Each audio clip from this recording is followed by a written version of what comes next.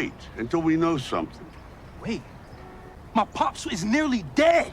What the fuck we're up against?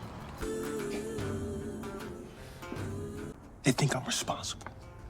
And they're right. Look, shut up. I'm gonna tell you something. You murder a motherfucker, there is no turning back. Have done bad things, all right? So don't fucking do it!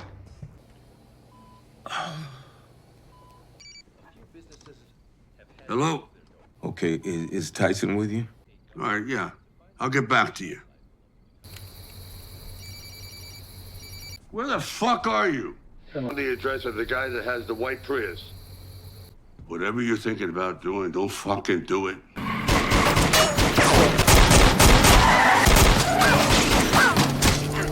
Tyson! Tyson! Raimu kenal aku ya orang ngomong sing ora-ora gancuk.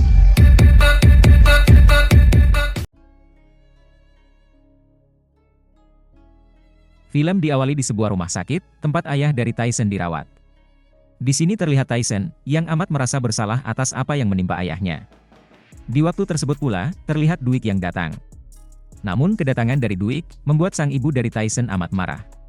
Sang ibu menganggap semua kejadian, karena ulah dari anaknya yang masuk menjadi anggota gangster.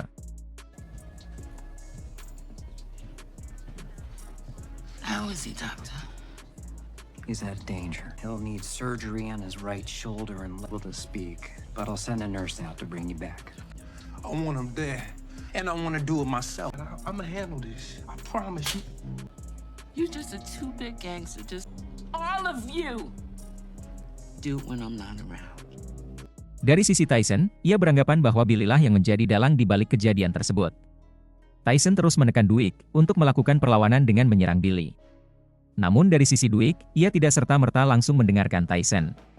Karena Duik yang sudah lama berkecimpung di dunia gangster, dirinya harus memiliki bukti yang jelas agar tidak salah target. Duik menganggap adanya kemungkinan dari pihak Billy, atau Chiki dan bahkan Tracer. Wait until we know something. You told us he was gonna come for us. Was Kansas City? I doubt it. It could be New York. Fuck, we're up against. Kabar dari serangan tersebut terdengar sampai ke telinga dari keluarga Duik. Di waktu Tina sedang meminta penjelasan tentang apa yang terjadi, di waktu tersebut pula pintu rumah berbunyi. It's all over the news. Who the hell's that? Lock the door. Dua orang FBI sangat kepo dengan aksi yang terjadi di antara Duik dan kelompok lain. Kedatangan mereka hanya menginfokan jika tim FBI sudah mengetahui tentang desas-desus yang beredar. Duik yang menyadari jika situasi mungkin akan lebih genting ke depannya, ia pun mencoba untuk mengumpulkan semua anggota. Di sini Godi beranggapan jika itu semua mungkin ulah dari Billy. Karena sebuah pengeboman yang terjadi merupakan ciri-ciri penyerangan dari keluarga Billy. Namun dari sisi Smith, ia beranggapan jika Cikilah pelakunya.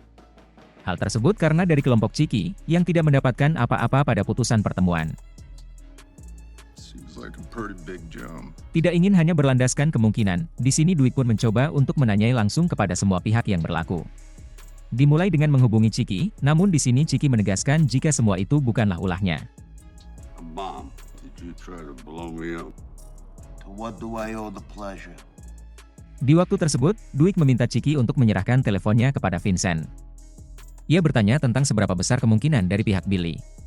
Namun tidak berbeda dengan jawaban Ciki, Vincent mengatakan jika dirinya benar-benar tidak tahu.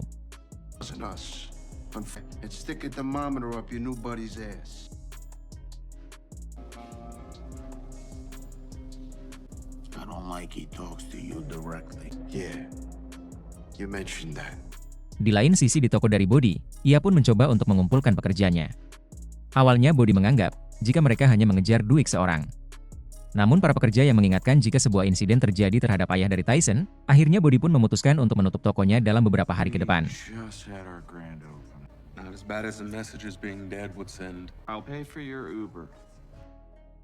Berpindah ke Duik. Di sini, Duik mencoba untuk mencari identitas dari mobil putih lewat CCTV dari salah satu tetangga Tyson.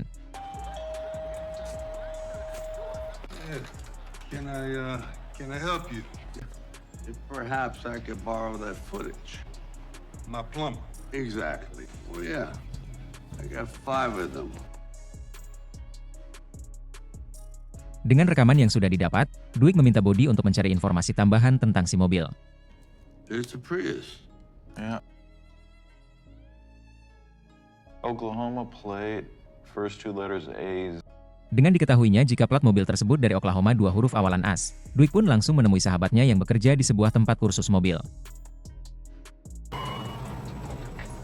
What's this guy doing? Duik meminta kepada sang sahabat untuk mencarikan informasi lebih rinci tentang mobil putih tersebut. You to do a favor for me. I need you to run a plate. Awalnya sang sahabat menolak, karena hal tersebut dapat mengancam pekerjaannya. Namun Duik mengetahui dengan pasti tentang uang yang dapat merubah segalanya. Number A, Z. You can leave now. Take off. See you later. Di lain sisi Ciki yang mengetahui jika Duik sedang marah, ia pun mencoba untuk menghubungi Billy. Ciki mencoba menekan Billy dengan mengatakan jika Duik sedang mencurigai Billy tentang pelaku pengeboman yang terjadi. Namun di sini Billy menyangkalnya. Ia menganggap jika Ciki hanya ingin mengadu domba dirinya dengan Duik. If it was me, he'd be fucking paid. Why would I go back on my word? It's stupid. Come on. What do you mean, car bombs?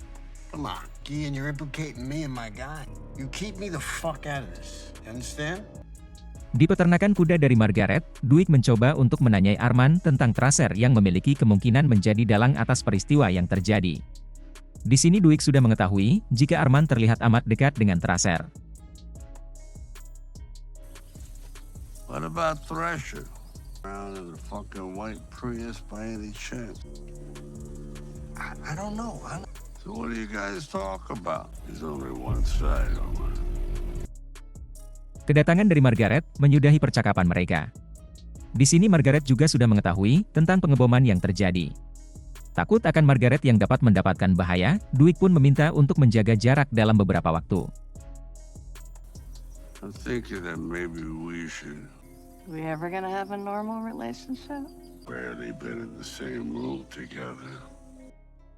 Berpindah ke New York. Terlihat Vincent yang sedang berkumpul dengan beberapa keluarga besar dari Ciki. Inti dari pembicaraan tersebut, Vincent mengemukakan keinginannya yang mana melengsarkan Ciki sebagai ketua.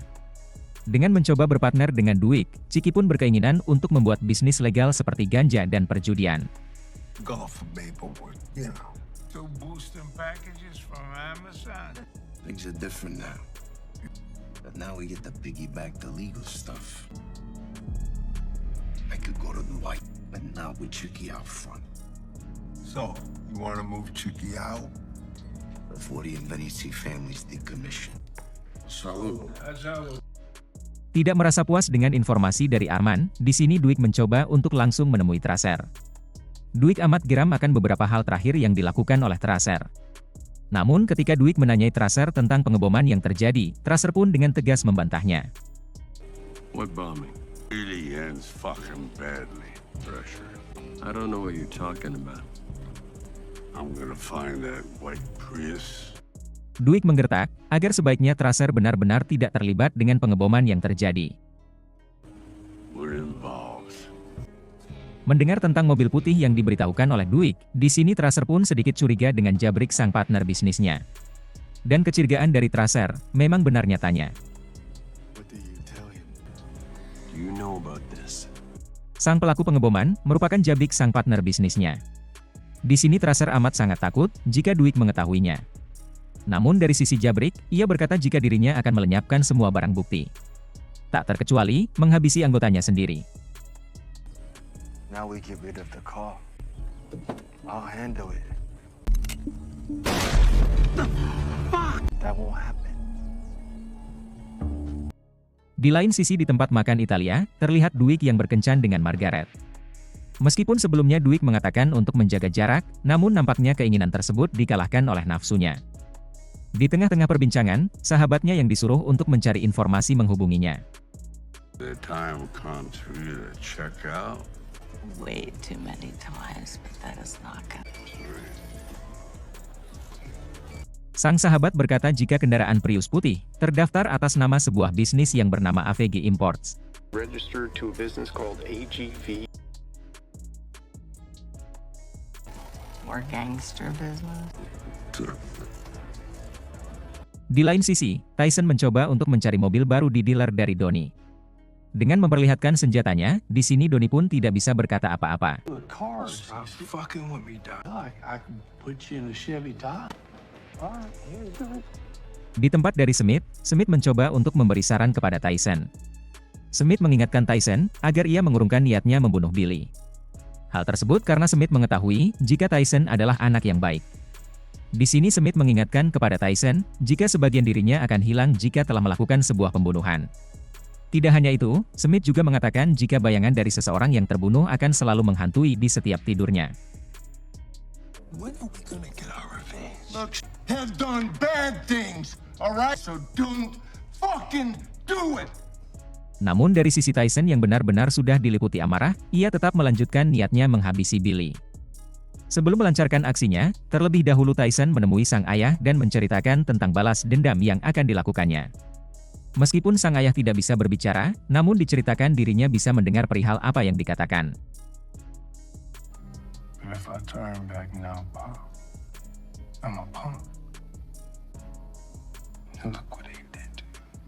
You're my father. I love you, Dad. Di saat sang ayah tersadar, ia langsung menghubungi Duik dan menceritakan tentang tindakan yang akan dilakukan Tyson. Duik yang mendengar hal tersebut, ia pun langsung menghubungi Tyson. Hello? He's talking some crazy shit. I'll get back to you. Where the fuck are you? Doesn't matter. Guy that has the white Prius. Di sini Duik mengatakan jika identitas dari mobil Prius putih sudah ditemukan. Namun di tengah-tengah perbincangan, anak buah dari Billy datang dan menembaki Tyson.